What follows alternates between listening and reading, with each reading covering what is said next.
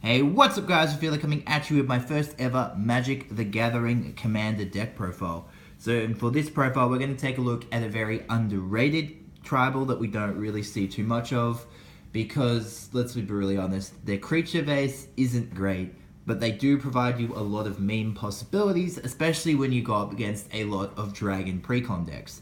So the main reason I've built this particular deck, or I'm building this particular deck, is because at university I've been told that in that playgroup that my Kaalia and my Slivers are too powerful, fair enough, and most of them play Dragon Precon, so I decided after seeing this particular legendary creature here, Kecak Widow, that I would make a meme Spider tribal commander deck, and that's what it is here guys.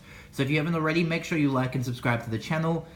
Leave some comments below with some suggestions for the deck. This deck is still a work in progress, and I'm trying to make it on a budget, but still kind of make it work, and it's pretty difficult with spiders, as you'll see going through. So we'll take a look at Ishkana first. She's currently the one and only legendary spider creature, so there obviously are better commanders you can use for this deck in terms of having access to other colors as well. This deck really does need a third color, in my opinion, just to speed it up a little bit. But I do want to play Spider Tribal, so I've got to play Ishkana as my commander. So she is a 5-cost commander. She is a 3/5 with reach, and I'm going to say this now, every single spider has reach. So when I go through all the creatures, I'm not going to say reach on the spiders, because you just have to assume that the spiders have reach. She has Delirium, so it triggers when there are 4 or more different creature types in your bin. And when you cast her, she comes out for 5. If you have 4 or more creature types, she also brings 3 or 1/2 spider tokens with her. So you get 4 creatures for your 5 mana, which is pretty cool. She also has her own built-in win con, where you pay 7, 6 converted, 1 black, to make a target opponent lose a life for each spider you control. It's not great, but at least it's something.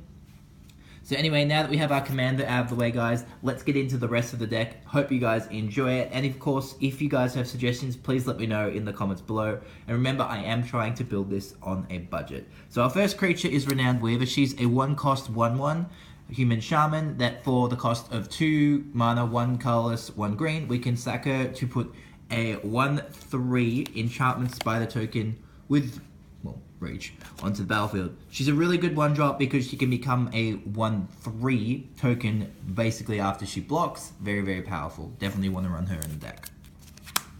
Next up, we have 2 drops, Grappler Spider. It is a 2-cost 2/1 with just basically reach. That's all it has. It's a 2/1, so it's one of the only creatures we have with more power than toughness. As we're going to see, most of our spiders have a higher toughness than power. Next up, we have Gloom Widow. Gloom Widow attacks with Wither as well, which is really, really powerful. It's a 1/3, but the only issue with this card is it's 2 green. Little bit more difficult if you open up some black sources, but the deck is mostly green, so we do play more green sources anyway, so it shouldn't be a problem casting this card. Moving on to our next 2-drop is Deadly Recluse. Has Death Touch for a 1/2, very, very powerful. We have Frostweb Spider.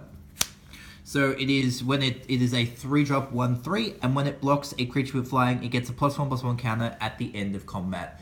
Not too threatening late game when there were bigger flying creatures, but if your opponent cheats out a cheapish flying creature and you're able to block it, well then, and it survives, yeah, you get the extra counter. You get the +1/+1, which is pretty cool.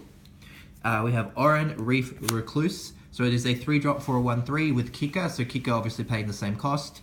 Well, for in this case, pay the same cost. If we do, we get to destroy a target creature with flying. So very, very handy. It's initial, just basically an extra kill spell. Next up, we have Silklash Spider. It is a 3-drop 1/5, which is a big defensive wall that we can cast out for 3 mana and just block any little creature that our opponent plays and tries to swing us with. Very, very handy. At 4 drops now, we have Grave Robber Spider. It is a 2/4 with the ability to pay 3 colorless and a black to give him +X/+X, where X is equal to the number of creature cards in our graveyard. We can only use it once per turn, but still this guy can get pretty big. Next up, we have Blight Widow. It has Infect. It's 4-cost 2/4 with Infect. Very, very scary. If you're playing high budget with this deck, you've got Doubling Season, so when you do the Infect, you actually do double Infect damage on this. So obviously not playing Doubling Season because it's quite an expensive card, and again, we're trying to stay on the budget, and Infect isn't the win con. But it's a nice card we have. Our next 4-drop is the Kecak Recluse. It is another with Death Touch. It's a 2/3, but even though it's low power, having Death Touch is always pretty scary because we can always just swing these small spiders into our opponent's big things, and then swing and they've got big things. Oh, they're not going to waste their big things for our little spiders, so they're just going to eat the small amounts of damage. Next up, we have Swift Spinner. It has Flash, and it's 2/3 for a 4-drop. Always handy if opponent swings a flying creature, we need to block. We can flash this guy in and then block. Really, really handy. We have Penumbra Spider. Penumbra Spider is a 2/4. When he dies, we get a 2/4 Black Spider token. I actually don't have one because I'm sure I'm trying to find the tokens. But yeah, he's pretty cool. He dies. We play him, we block, and then we get basically he replaces himself with a 2/4. Very, very cool. And of course, if we've got like parallel lives or anything out, we get 2/4s, which is cool. Next up, we have Silklash Spider, a really, really powerful spider for a 5-drop. It is a 2/7, and we can pay X and 2 green to deal X damage to each creature with flying. As you can see, this deck is very anti-flying, but that's just what spiders do.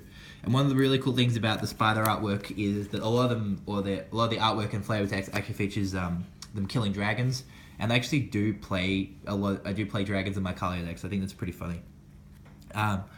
Next up, we have Watcher in the Web for a 5-drop. He is able to block an additional 7 creatures each combat. I don't think he's going to survive blocking 7 creatures, potentially every turn, but he can. He can block 8 creatures, so it's a good meme. He can block, he can block 8 tokens, which is pretty meme. So Sentinel Spider is another 5-drop. It is a 4/4 with Vigilance. So very, very nice to have a Vigilant Spider so he can swing, and then of course he doesn't tap, so we have a blocker next turn. We have Stingfling Spider, where he's a 2/5, and when he enters, we get to destroy a creature with flying. Very, very cool. Next up, moving on to our 6-drop, we have the best, probably one of the best, I'd say, yeah, probably the best 6-drop in our deck, which is the Arachnid Spinner. So Arachnid Spinner allows us, is a 5/7, so he's a big boy, and then we can tap an untapped spider we control to search our deck for a specific equipment aura, enchantment aura known as Arachnid Web, and equip it to one of the creatures on the field. Very, very powerful. Allows us to search our deck, so we don't have to worry about searching for that specific card. We can search for him, cast him, and we get that creature, we get that spell basically for free. So very, very powerful card. Definitely worth running. Next up, we have Skynet Spider. It is a 6-drop, 6/6 with Vigilance. So again, a big, big beta with Vigilance. 7 drops, we have Jungle Weaver. It is a 5/6. Mostly playing this because of the cycling. Pay 2, ditch it to draw a card. It also helps us hit Delirium. If we draw this guy very early on, we don't have to worry too much about mulliganing him because we can just put him in the graveyard for Delirium.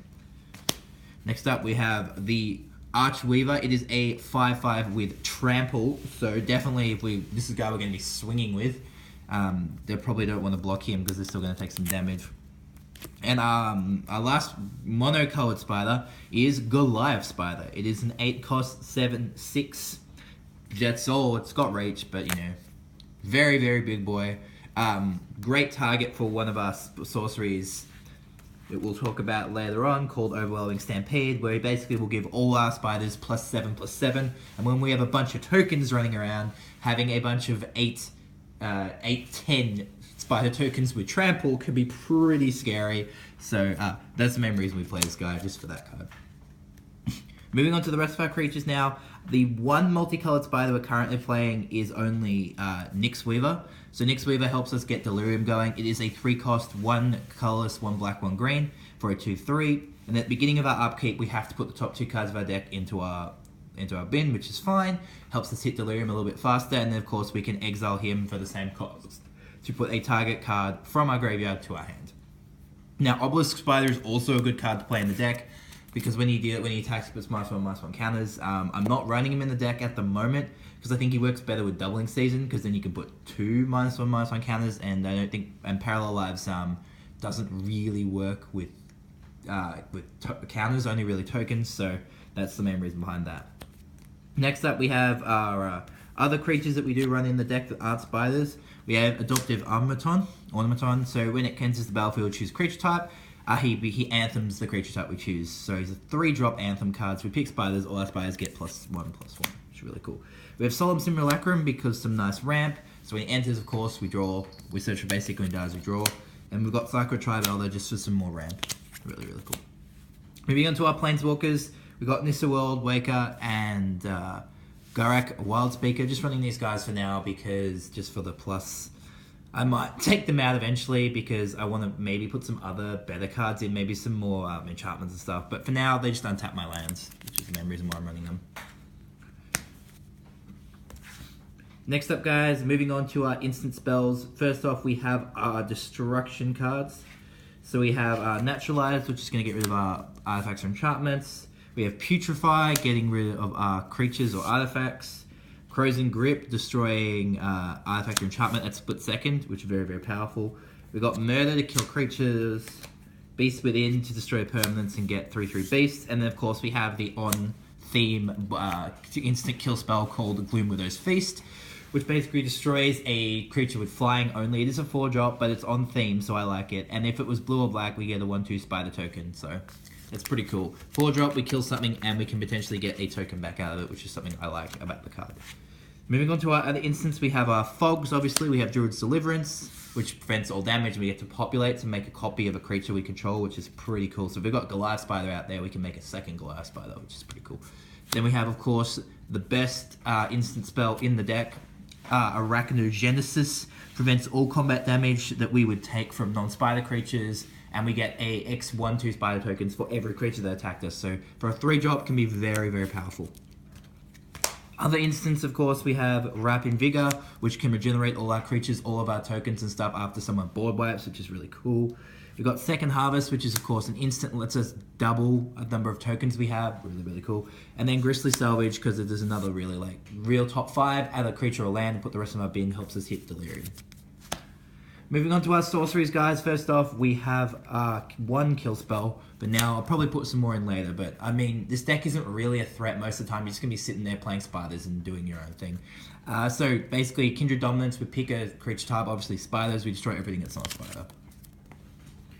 We have one of our win con sorceries, obviously Overwhelming Stampede, which I mentioned before. So, creatures you control get +X/+X, where X is the greatest power among creatures we control. So if we have our Goliath Spider, this card is going to give us all +7/+7 to all our creatures and trample, which is really, really scary. Definitely something your opponents are going to want to counter.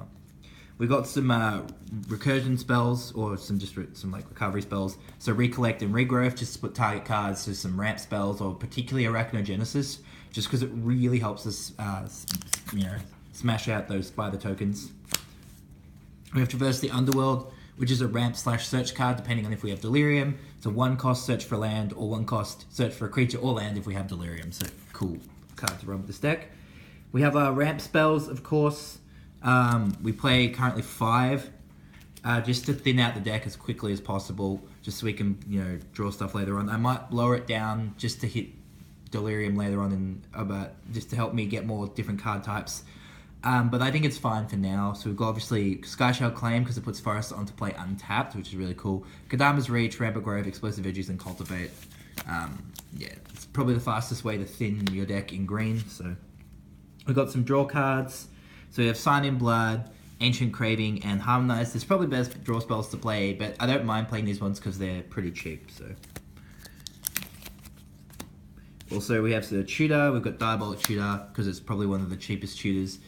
I was thinking of running Dark Petition in the deck as well, but then it comes down to space. So I might swap out a ramp spell for Dark Petition in the future, but for now I think the deck is fine in terms of that. And then finally our on theme sorcery, which is Spider Spawning. We get a 1/2 green spider token with Reach for every creature in our bin, and then of course we can flash it back for 7, so that's pretty cool. So you can see this deck is very focused around tokens, which isn't great, but it's still at least something, Moving on to our artifacts, guys. So we're playing, of course, the standard artifacts for this deck. So you've got Commander Sphere, Soul Ring, and you've got a Signet, the one Signet we can play, which is Golgari Signet. Pretty straightforward there. We have Lifecaster's Bestiary, which is a really cool artifact. Combos really well with our Descendant's Path. So we get to scry 1, so we can make sure it's something that we want. And of course, when we cast a creature spell, we pay green, draw a card. Because we have trouble drawing cards in this deck, so it's really nice. We have Crucible of Worlds. Now, this is probably one of the more expensive cards in the deck. I did manage to pull it. I wouldn't actually go out and buy this card for the deck, but it's worth playing if you have it. It lets you play your lands from bins, so you can always drop your Terramorphic Expanse or Evolving Wilds every single turn if you have this on the field, so you'll never miss land drop.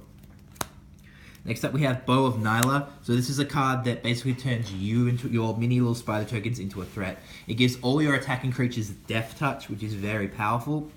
So you don't have to worry about swinging with your big spiders. You can always leave them to block your opponent's creatures. You can just swing with your little spider tokens, and you've got like a 1/2 with Death Touch swinging every turn. Your opponent's not going to block the 1/2 with Death Touch. They're not going to waste their big things on your little 1/2, so you're going to be able to do lots of little damage. You can also use one of its other effects, so you can pay 2 and rest it to choose to put a 1/1 counter on a creature of your choice, deal 2 damage to target creature with flying, gain 3 life, or put 4 cards from your graveyard on bottom of your library in any order. So very, very cool card to play in the deck. Next up we have Belb's Portal, definitely something you want to run in this deck. It is when it comes into play, you choose a creature type, obviously spiders. You can pay 3, rest it to put a creature card of the chosen type from your hand into play. Works really well with bestiary, so you know that you're going to have a big spider coming up. If you have this, you just pay 3, put it into play. Helps you cheat in those bigger spiders. Other cards, of course, you can play the cheat in are cards like Urza's Incubator and stuff like that. Just running out of space at the moment, so if you guys have any suggestions about what I could take out for Urza's Incubator, let me know. I know it's an expensive card, so I probably don't want to run it, but I'm feeling like I actually probably do need to run it in the future. Our last card is Conjurer's Closet.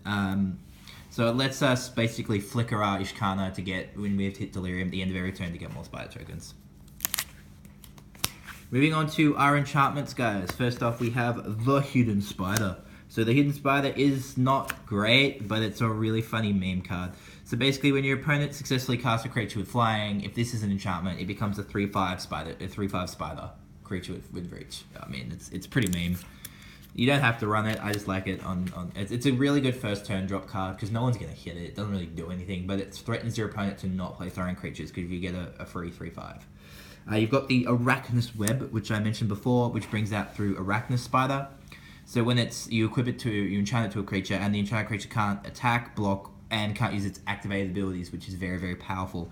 It does die if the enchanted creature's power is 4 or more, but then of course you have Arachnid Spinner, so you can just hop on the spider and equip it straight away, which is really, really cool. We've got Descendant's Path. Descendant's Path is very important for this deck. So you reveal the top card of your deck if it's a creature card that shares a type with one of your spiders. So basically, if it's a spider, you get to cast it without paying its mana cost, which will trigger your bestiary, allowing you to pay a green to draw a card. So very, very important to play that card in this deck. We have Assault Formation. This is also very important, as it normally is a defender card, but for us it allows our spiders to deal damage with their toughness rather than power. And as we've seen with the creatures, our creatures mostly have more toughness than power, so you definitely want to be running this card. You can also give your creatures +0/+1 at the cost of 3, and the other card is perfect as a defender effect, which we don't use. We've got Parallel Lives because it's the cheapest token making card. Still like $20, but it's the cheapest one we have access to. The win con is ultimately make a ton of tokens and burn them with Ishkana, kill them with Ishkana's effect. So you do need to run some token multiplying cards. And then we have Palace Siege is our last enchantment. So basically you pick cards, you put creature card from your graveyard to your hand at the start of every upkeep. So very, very cool. Anyway, guys, that's it. Let's take a look finally at our land base. So obviously, first off, we are playing Command Tower and Unclaimed Territory because both of these cards are very good in our deck. Unclaimed Territory counts as any color we need for a spider, as well as tapping for colorless mana if we need to. And of course, Command Tower tap for any color in our commander. We also play Exotic Orchard, which lets us tap for any color our opponent can produce. Moving on to basics, we play 8 forests and 6 swamps, mostly because, just for consistency's sake, you're not really going to rely on the black too much. We don't have too many black. I think we only got like one creature that requires black in its mana cost, but it's just for consistency and for the draw spells and stuff like that. Moving on to Duel Ends, of course, we have Golgari Rot Farm, just because it can tap for 2 mana, Hissing Quagmire, because it can make tokens, or it can become a beta, Temple of Malady, because it lets us scry, Landwall Waste. This is something I might change later down the track, maybe change it for like the Battle Bond dual land, that's like when you enter, it enters tapped if there's two or less opponents, which obviously it's command, so it's not going to be. Got Jungle Hollow, which lets you a life, pretty straightforward, and Tainted Wood as well, which is another just generic dual land. Moving on to our non-dual lands, we have, of course, Swarmyard. This is probably one of the most expensive lands in the deck because it says regenerate target rat. We're going to use it to regenerate target spider. Pretty straightforward. We block with a big spider, we would just regenerate it. Throne of the High City gets the game going, basically because you become the monarch, draw at the end of the turn, and opponents will attack you once, they become the monarch, and then they'll start attacking each other just to become the monarch. So you'll be left alone, so pretty cool. We have Bojuka Bog to exile an annoying player's bin. Very, very cool.